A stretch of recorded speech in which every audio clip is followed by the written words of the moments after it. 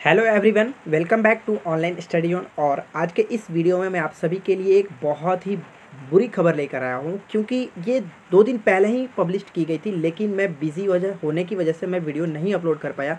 लेकिन कल के वीडियो में मैंने आपको बताया था कि एक बहुत ही बुरी खबर आप सभी लोगों के लिए आई है। अगर आप एनसीएल के कैंडिडेट हैं तो और आपका सिलेक्शन हो भी गया था तो आपके लिए एक बुरी खबर आई है। तो चलिए मैं आपको बताता हूँ, ज़्यादा टाइम नहीं लेता हूँ।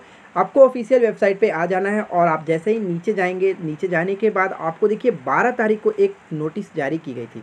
आप यहाँ पर देख सकते हैं, ये देखिए 12 मार्च 2019 को एक जारी की गई थी। और इसमें क्या लिखा गया आप सबसे पहले पढ़ लीजिए कि list of candidate who has been shortlisted for the scrutiny of the original document and found ineligible for the respective post of their application in terms of employment notification। इतना इतना इतना कहा गया। कहने का मतलब ये है कि ये उन लोगों की लिस्ट कैंडिडेट की जारी की गई है जो कि शॉर्ट लिस्टेड कर दिए गए थे डॉक्यूमेंट वेरिफिकेशन के लिए, लेकिन उनमें कुछ क्या किया गया कि फाउंड इन एलिजिबल, यानी कि अयोग्य घोषित किया, यानी कि पाया गया है किसी भी कारण की वजह से, जिसका उन्होंने अंदर में यानी कि पीडीएफ में वो जिक्र किया है कि क्यों उन लोगों को रिजेक्ट किया गया।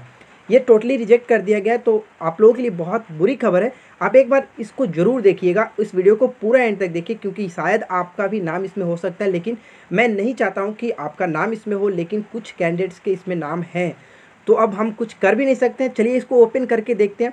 सबसे पहले इसको अपन ओपन करना है। ओपन करने के बाद आपका एक पीडीएफ की तरह ये डाउनलोड होगा, जैसे कि आप सभी चीज़ ऑलरेडी पहले की तरह करते हैं। और ये 437 KB का एक पीडीएफ फाइल है और ये ओपन हो गया। और ये आप देख सकते हैं ऊपर में लिखा है रिजेक्टेड लिस्ट, ठीक है। और ये देखिए आप पढ़ सकते हैं। पहले मैं आपको पढ़ के बताता हूँ। देखिए यहाँ पर लिखा गया list of the candidates rejected, यानी कि रिजेक्ट कर दिया गया है।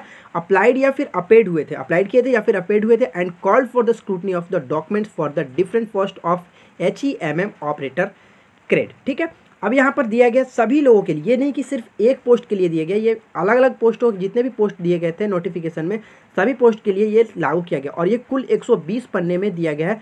तो यानी कि आप देख सकते हैं कि ये बहुत बड़ी लिस्ट जारी की गई है रिजेक्टेड की। तो सबसे पहले मैं आपको बताता हूँ कि आपको किस तरह से देखना है। और आपका रोल नंबर और नाम इसमें होगा, कैटेगरी होगा, मार्क्स होगा, और आपका यहाँ पर लिखा हुआ है रिजेक्टेड लिस्ट, आप देख सकते हैं सभी लोगों का। तो चलिए मैं आपको बताता हूँ एक करके। देखिए सबसे पहले मैं आपको एक देख लेते हैं।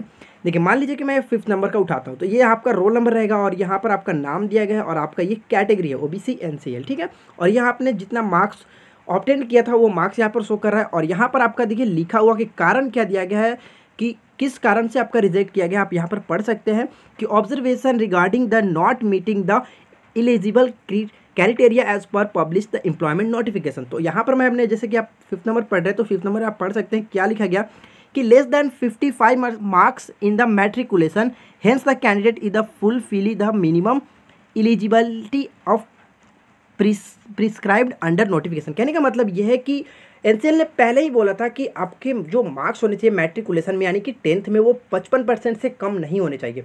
और ये जो कैंडिडेट्स हैं, यानी कि इनका जो 5 नंबर यानी कि राम विकास विश्वकर्मा जो है, इनकी जो मैट्रिक्स में मार्क्स है वो 55% से कम है, और इसकी वजह से इन्होंने इनको रिजेक्ट कर दिया है। तो देखिए ये रिजेक्ट कर दिया गया, लेकिन ये बहुत गलत बात है, क्योंकि पहले ही ये इन लोगों ने रिजेक्ट लिस्ट की बहुत लंबी सूची जारी की थी। अब ये फिर से कहाँ से रिजेक्ट करने लगे, तो ये तो बहुत बड़ी गलत बात है, क्योंकि ये लोग सेलेक्ट हो गए और इनको डॉक्यूमेंट वेरिफिकेशन के लिए बुलाया गया। अगर इनको रिजेक्ट ही करना था तो आप पहले भी कर सकते थे, जो पहले आपने रिजेक्ट लिस्ट जारी किया था, बहुत सारे लोगों का रिजेक्ट उसमें किया गया था। तो वहाँ पर भी ये कंडीशन लागू किया गया था कि 55% जो कम मार्क्स थे उनको रिजेक्ट किया गया था। तो उस वक्त इन लोगों ने इनको क्यों नहीं रिजेक्ट किया, अब जाकर ये लोग रिजेक्ट कर रहे हैं, तो ये तो बहुत गलत है। यानी कि कुल मिलाकर देखा जाए तो यार एनसीएल हर तरह से लोगों के साथ गलत कर रहा है, क्योंकि मार्क्स में भी लोगों के साथ गलत किया और रिजल्ट भी पता नहीं किस तरह से रिजल्ट उन लोगों ने दिया। और यहाँ अब देखिए लोगों के डॉक्यूमेंट वेरिफिकेशन कराने के बाद अब ये बोला जा रहा है कि आपका 55% से कम है। अरे मानते हैं कि कम है, आपका नोटिफिकेशन में कम था, लेकिन ये बात आप पहले ही जो जारी किया था आपने नोटिफिकेशन, यानी कि जो पहले ही आपने रिजेक्ट लिस्ट जारी किया था उसी में सूची में डाल देते। अब ये डॉक्यूमेंट वेरिफिकेशन कराने के बाद रिजेक्ट लिस्ट के करने की क्या मतलब है। तो ये बहुत बड़ी गलत बात है।